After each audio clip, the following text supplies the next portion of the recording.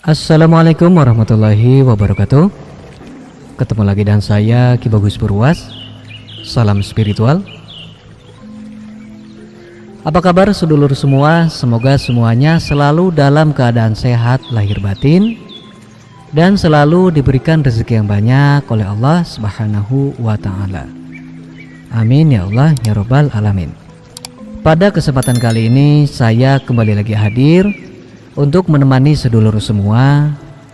Kita akan kembali lagi membahas tentang dunia spiritual, dunia supranatural, dan juga dunia ilmu kegaiban.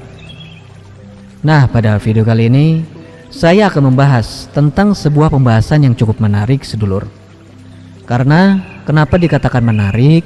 Karena ketika kita mempelajari sebuah ilmu gaib yang jalurnya ke arah terawangan, mata batin, indera keenam, melihat makhluk-makhluk halus, tentu saja ada banyak sekali persiapan yang perlu kita siapkan.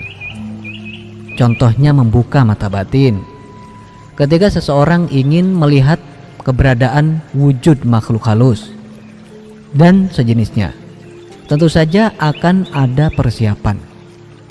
Seperti sering sekali saya jelas pada video-video yang sering sekali saya bahas, itu sering saya jelaskan bahwa ketika seseorang ingin membuka mata batin itu perlu banyak persiapan.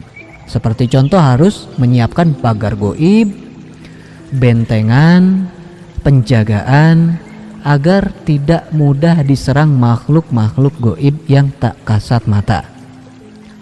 Sehingga ketika kita melihat makhluk gaib, energi makhluk tersebut tidak berbenturan dengan kita dan tidak menyerang kita, karena kita mempunyai benteng gaib tersebut.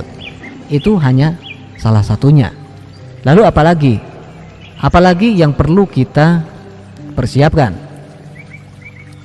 Nah, pada video kali ini itu adalah lanjutan dari video tersebut.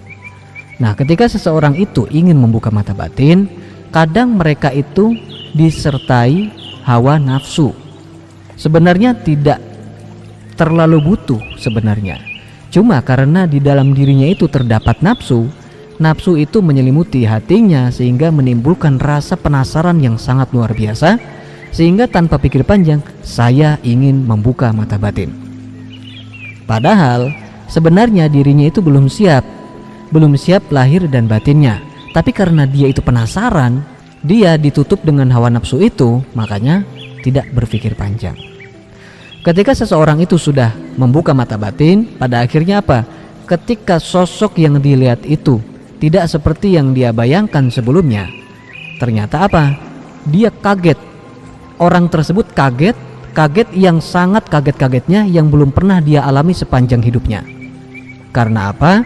Karena makhluk gaib yang dia lihat itu tidak seperti yang dia bayangkan selama ini, atau tidak sesuai dengan ekspektasi. Yang dia bayangkan sebenarnya wujud pocong itu yang seperti dia ada di film-film, seperti yang ada di gambar-gambar, seperti yang ada di dalam pikirannya, padahal lebih menyeramkan, bahkan melebihi apa yang dia bayangkan. Kenapa bisa seperti itu? Karena ketika kita menonton televisi, kita melihat tayangan film-film pocong, itu kita hanya melihat dengan mata. Ketika kita melihat gambar, kita hanya melihat dengan mata. Namun ketika kita melihat dan merasakan keberadaan pocong yang sebenarnya, itu berbeda. Kalau hanya melihat, mungkin kita tidak akan merasakan apapun. Tapi ketika kita merasakan hawa energi yang dibawa oleh pocong tersebut, itu akan beda cerita lagi. Makanya banyak orang yang ketika melihat hantu, istilahnya hantu gitu ya, ketika seseorang melihat makhluk gaib atau hantu, itu kebanyakan tubuhnya tidak bisa digerakkan, kaku sekujur tubuh. Itu karena apa? Karena dia itu mengalami rasa takut yang sangat luar biasa, rasa takut yang sudah tidak bisa lagi dihindari. Makanya seluruh tubuhnya itu kaku, tidak bisa digerakkan saking takutnya. Nah, itu adalah poin penting untuk sedulur bagi yang ingin membuka mata batin, bahwa membuka mata batin itu bukan hanya melihat, tapi kita juga akan merasakannya dari ujung rambut sampai ujung kaki. Kita akan merasakan energi, sensasi, peristiwa yang terjadi pada waktu kita melihat makhluk tersebut. Apalagi makhluk tersebut ada di hadapan kita, contohnya 1 atau 2 meter dari mata kita.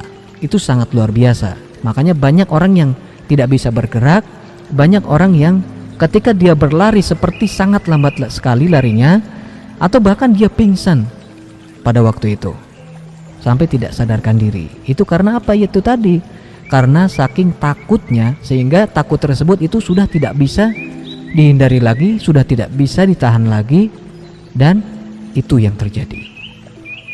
Makanya di sini yang perlu ditegaskan adalah kita harus mengasah keberanian kita dulu, sedulur. Kita harus mengasah mental kita dulu sebelum kita ingin membuka mata batin, karena risikonya sangat banyak. Seperti yang sering saya jelaskan pada video sebelumnya ya, risikonya itu sangat banyak. Kita akan melihat dimanapun makhluk yang ada di hadapan kita. Oke, meski kita sudah ahli dalam proses pembukaan mata batin, kita sudah terbiasa, tapi tetap pada awal-awal 1, 2, 3 atau bahkan sebulan itu kita akan merasakan fenomena itu, dan rasa takut kita akan susah dikendalikan. Kecuali bagi yang sudah terbiasa. Begitu. Makanya kan tiap individu, tiap orang itu kan berbeda. Ada yang bisa mengontrol keberaniannya, ada yang tidak bisa. Malah kebanyakan mereka itu mengaku saya tidak takut, saya berani. Tapi padahal ketika sudah melihat, beda lagi ceritanya. Gitu kan. Makanya keberanian dan juga mental itu harus diasah sebelum kita ingin membuka mata batin. Keberanian itu harus diasah, harus diperkuat. Mental itu harus diperkuat supaya kita sudah terbiasa dari awal. Karena kita sudah menggembleng, karena kita sudah melatih keberanian kita. Caranya bagaimana? Sebelum kita membuka mata batin, kita itu mengasahnya sebenarnya gampang. Ketika kita melihat, merasakan ada suatu tempat yang menurut kita tempat tersebut itu sangat angker, atau misalnya di dalam kehidupan kita, kita merasa di kampung kita itu ada rumah yang sangat angker, sehingga sedulur itu di dalam hati sedulur itu sangat takut untuk mendekati rumah itu. Atau mungkin ada pohon angker atau pohon yang sakral di suatu tempat, sehingga sedulur itu takut mau datang ke situ, takut terjadi hal-hal yang tidak diinginkan. Ketika kita merasakan rasa takut pada suatu bangunan atau tempat, kita datangi tempat tersebut, kita lawan rasa takut itu. Oke lah, misalnya di hari pertama kita tidak perlu masuk ke dalam rumahnya, kita di luar aja dulu, kita pantau misalnya gitu kan. Kita lawan rasa takut di dalam diri kita lawan perlahan-lahan. Nanti besoknya kalau kita sudah terbiasa di depan, nanti kita agak masuk sedikit. Misalnya sangat kerasa, rasa takut kita itu sangat kerasa, misalnya merinding sekujur tubuh gitu ya. Nggak apa-apa, ditahan aja. Jangan langsung masuk ke dalam rumah, tapi di luar aja dulu. Nanti kita setiap hari asah terus keberanian kita itu. Nanti kita masuk, dan ketika kita sudah sampai rumah ternyata seperti ini, biasa aja gitu ya. Dan nanti kalau kita sudah terbiasa melawan rasa takut itu, kita ganti lagi tempat yang menurut kita di tempat tersebut itu sangat menakutkan. Kita datangi, kita explore di situ. Kalau kita takut malam, maka siang pun boleh. Karena apa? Nggak harus langsung ke ekstrim-ekstrim. Bisa kita dengan yang pelan-pelan dulu, begitu. Kita nggak apa-apa, kita yang pelan-pelan saja dulu. Kita lakukan siang hari, sore hari, nanti malam hari gitu ya. Kalau sudah terbiasa ya oke. Itu sebenarnya sesuatu hal yang perlu kita latih. Karena sejak kecil kita itu sudah ditanamkan rasa takut di dalam pikiran kita. Ketika orang tua kita melarang kita keluar rumah karena gelap, sehingga kita itu sejak kecil takut dengan kegelapan, sedulur. Makanya kita harus membuka kembali, kita harus mengasah kembali keberanian kita yang sejak kecil itu sudah dihancurkan oleh orang-orang di sekitar kita. Sebenarnya kan gelap, malam itu tidak menakutkan, karena ketika kita sejak kecil diajarkan supaya takut malam dan takut gelap, maka sampai besar ya kita akan takut malam dan takut gelap. Begitu. Karena kita akan berpikir bahwa hantu itu keluarnya malam hari dan hantu itu keluarnya di tempat yang gelap. Seperti itu kan. Nah makanya ini harus kita buka juga. Kita harus perkuat juga mental kita dengan cara itu tadi, mendatangi tempat-tempat yang menurut kita sendiri tempat itu angker.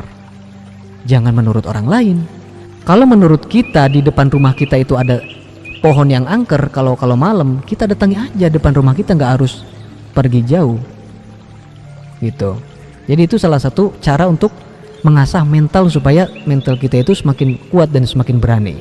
Dimulai dari hal yang kecil, misalnya di belakang rumah nih, kayaknya takut nih kalau malam, datangi gitu.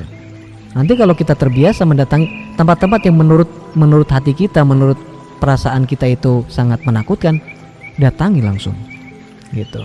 Lakukan dengan terbiasa sedulur. Nanti lama-lama ketika kita sering mengasah mental itu, kita tidak akan takut dengan berbagai makhluk-makhluk yang tak kasat mata. Begitu. Itu adalah tips ya, sekaligus cara untuk mengasah keberanian dan mental. Kadang ada yang bertanya di komentar, "Ki Bagus, gimana cara mengasah keberanian supaya kita tidak penakut?" Ya itu tadi caranya, dengan cara membiasakan diri melawan rasa takut kita. Nah jadi itu ya, semoga bermanfaat untuk semuanya. Saya Ki Bagus Purwas. Assalamualaikum warahmatullahi wabarakatuh.